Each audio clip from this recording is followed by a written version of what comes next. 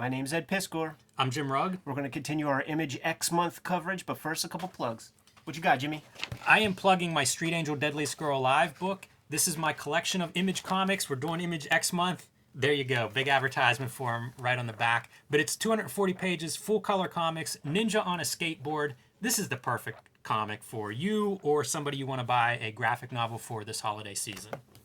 And this one ain't no slouch either. Yeah, pick those up while you can. They're almost gone. Patreon.com/Ed Piskor is where I'm serializing my Red Room comics right now. Issue 1's live at this very moment. It's for the early adopters, that Patreon, because it's going to have a proper print edition show up in comic shops sometime next year, 2021. Issue 2 is being serialized right now. Every Tuesday, new strips, $3 get you the archive. And I just got word on high from the peeps at Marvel, man, who had to go on Amazon.com to fucking hook me up with a copy of the X-Men Omnibus because it's completely sold out at the distributor level, man. So if you want it, get it while it's hot because it's not going to be reprinted until after Christmas. And as a maker of comics, you might dig the back matter that contains the entire script process, which is me just drawing the comic at the local cafe on a piece of typing paper beforehand, send that off to the editors. It's so great to see that. That's the kind of stuff that, man, I would buy collections of things that I already owned just to get bonus material of that caliber, and it's the whole thing. We make what we want, you know what I'm saying, cool. man? Let's do the Spawn issue of Image X month, where MARC SILVESTRI and his creative team from Top Cow handle the art duties. Yeah, and you can compare the two covers there.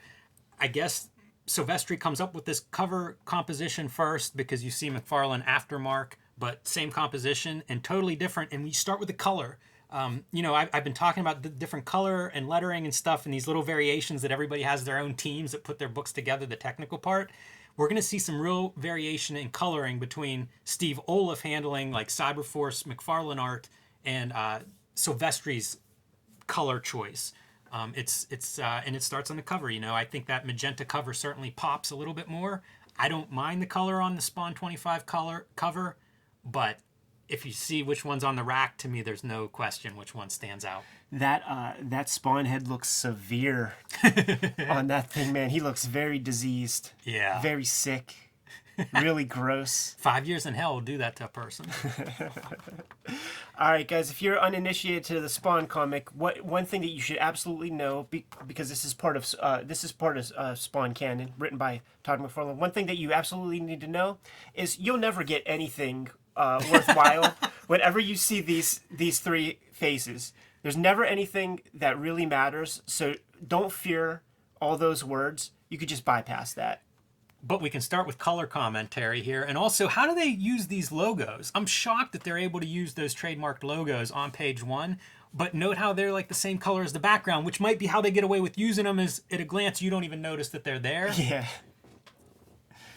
I don't know if that was the colorist's orders, was to make sure we don't get sued over these logos being visible. The Image dudes would bring their colorists from their studio, but not their letterers, man. So Tom Orzechowski's still handling the lettering chores here. Yeah. And I'm going to say Orzechowski's lettering of these 6 books, to me, by far the best. There are several early fonts that are being used in some of these books. You just appreciate Orzechowski's lettering, man, whenever you start comparing it. A lot of this stuff I read and forgot about nearly immediately, man. But one thing that I could tell you is that if you're a homeless person in a Spawn comic, you're not long for this world, man. You're going to have some trouble in your life. I've got a lot more to complain about than just that. This is baseball talk. Todd McFarlane, a very well-known baseball fan. Guys complaining about, you know, the team losing. It's in New York, talking about the Yankees. One of the guys brings up, you're probably still mad about the Babe Ruth, Red Sox selling the Yankees Babe Ruth. No New York Yankees fan is mad about that. That's the greatest moment in New York Yankee history. They hate the Red Sox. It's the curse of the Bambino, and sure enough, he's mad about it. Yeah. What? That's like an Invasion of the Body Snatchers moment right there. We found out you're not really our hobo buddy anymore. You're this guy that doesn't know what New York baseball is. Very strange. And then he goes off to pee. Talks about how great it is, man, making his bladder gladder. Yeah. 2 panels later, this guy grabs him and he pisses himself. With what? Very strange writing. This is an Alan Moore moment too, of cutting from scene to scene, where it's like the visual previous page. He drops his wine bottle, it breaks on the floor. Cut to the scene of the guy dropping his coffee mug and having it break on the floor. Right. It's kind of clever, but we quickly we'll get one more of those. It's where the window shot cut to the guy kicking through the window in the next building. This is fun, man. McFarlane's really connecting the dots on these scene transitions for the first two. And then we have the guy who was terrorizing the homeless dudes is going to connect with his boss, who is this crazy looking demon that's really mad at a mob boss. It's like a demon from hell, but he's got some sort of quarrel with Tony Twist. Yeah, you're looking at this wrong. He's mad at a hockey player. Right. This is a demon from hell, man. He likes the heat. He's mad at this guy who's running around on the ice.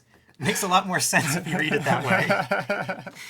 This is also in the midst of, like, the week before this, issue 19 of Spawn came out. I think the week after this, issue 20 comes out. I think McFarlane's spinning plates, man. Maybe the toys have really taken off. I think there's just too much going on. You said a magic word here, Jimmy, toys. Because you see this character and you're like, what the fuck is this thing? And then you realize that this is Tremor. So, like, there were 6 toys in the first line, and Tremor was one of the toys. But you never saw Tremor in the comics. So it's like, man, Todd's already padding his whole line. And this is Tremor's first appearance, man. And we shouldn't bury the lead. X Month is about having these hotshot artists taking over each other's characters. So if you have any thoughts on Silvestri as we roll through here, add to it. Right. This feels like an issue of Spawn. It's not too far off. And shortly after this, Greg Capullo is going to take over the kind of the penciling duties. Yeah. Not too far out of the norm having Silvestri drawing this, especially once you bring in like a Greg Capullo where it's like not exactly McFarlane. This is almost just an issue of Spawn. It is just an issue of Spawn. It fits in the canon and everything, and you could tell that this issue has taken place after Batman meets Spawn. One more of those plates McFarlane's probably juggling, I think, what threw the schedule off to begin with. Right. And you could always tell what came first when you see the football laces. This is another one of those inconsistent writing moments where the hobo that he's friends with comes up to him and is like, hey, we're in trouble. These guys are telling us to move away. They're looking for you. And Spawn's like, get out of here. You got to solve your own problems. And then one page later, he's having second thoughts about that. And then he does go back and he's like, I'll solve the problems for you. Right. Which happens every issue or two. Yeah. In this case, every page or two. Yeah. Silvestri looks like he's approximating McFarlane type compositions with a lot of the page layouts and stuff. It feels McFarlane-ish. I like this building scene quite a bit. I love that round, like the stained glass or whatever. It's funny because it's sort of a church, but then you have like a gargoyle on top of it, so a little conflict there. But I do like the way those windows look and the top of the buildings all look good, and that's a staple of Spawn. If he were auditioning to draw Spawn, it'd be pretty good. And again, note the full moon. Yeah. All these stories taking place, I assume, the same night. By design. It's time for Tremor to interact with our main hero. I'm glad that you're the one that's explaining what's happening here, because this is where I fall off. I think Spawn's in the process of trying to conserve his power, even though the power meter has gone away. And so he has a plywood version of himself there to fool. Is he Blood or Tremor now? He's called Blood? Wasn't he Blood whenever he first appeared? I think there was a pin-up of him that introduced him. Oh, yeah, he was called something real weird in Image Zero. Right. In Image Zero, yeah, it was the same character. But he's Tremor here, because that's what the back of the toy calls him. Gotcha. We mentioned color in the beginning, and, this is some of that version of me thinking Steve Olaf's coloring is superior, is that it just bleeds together. Like, a lot of these guys, they have their computers, they're coloring this stuff, you can do your gradations and highlights, but the color theory part falls off. Mm-hmm. Like, let's put this navy, this dark, almost gray navy on top of purple. Those are supposed to be two different things. Like, I can't even see his arm. It just disappears into the shadowy cape part. It became a mantra after this, where you would hear a lot of sound technicians say that, that the computer is a tool. It's not everything. So, like, you still have to apply the fundamentals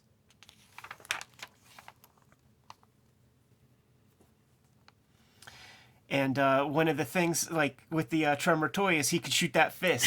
so we got to make sure we get that in the comic at least one time, man. They even call it out, I think, in the captions. A biomechanical appendage, extended twofold, retracts in a blink. And that is a toy advertisement. And then we realized that Tremor wasn't just a demon from hell. He got some sort of alteration by way of your hockey player, Tony Twist. And it also happened during a full moon. These are like werewolf comics. Right. And sometimes there's 2 full moons. Incredible. Once again, feels a lot like, your standard Spawn comic. That's where this falls short. Like letting Todd McFarlane do the writing. Like, let's see what Eric Silvestri and Marc Silvestri can do with it's probably the least story of any of these issues. There just nothing happens in this issue. Like it ends up with, it's like, oh, the miscommunication. We're not enemies. Yeah, he gives him a folder. Spawn goes off to Tony Twist's office, procures a file folder, gives it to Tremor, and Tremor. This is a funny panel of just like this crazy demon leaving with a little Office Max manila envelope. This is like a dusty finish. This issue. It's just not satisfying for anyone.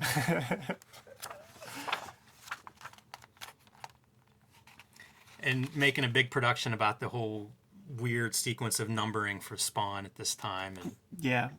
Spawn 20 is out. It's so funny. There's like an ad, then there's a self-effacing little cartoon, then there's like the text piece explaining it. Very bizarre. They don't show the Tremor toy. Yeah, that's a missed opportunity.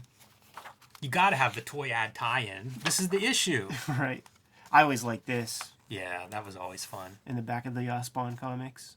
I guess it would be in certain. A lot of the Image books would have that fan art. That was such a successful gimmick for like Wizard and then the early Image books. Really kind of grabbed your fans and brought them in. Again, man, early typography, digital typography. Feels so 90s. Yeah, totally. All over the place. Del Keown, man.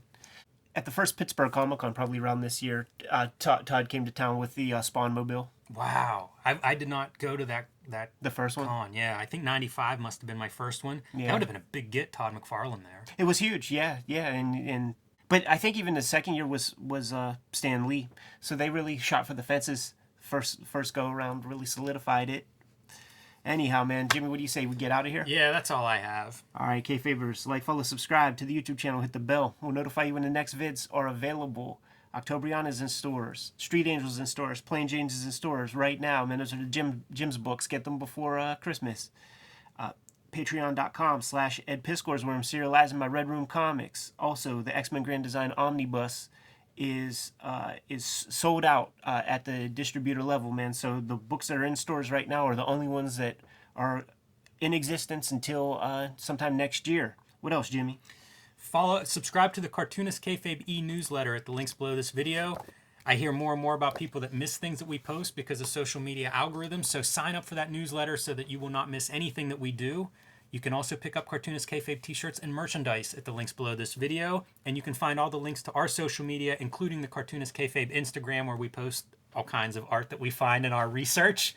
One more set of Martian orders, Jimmy. We'll be out of here. Read more comics.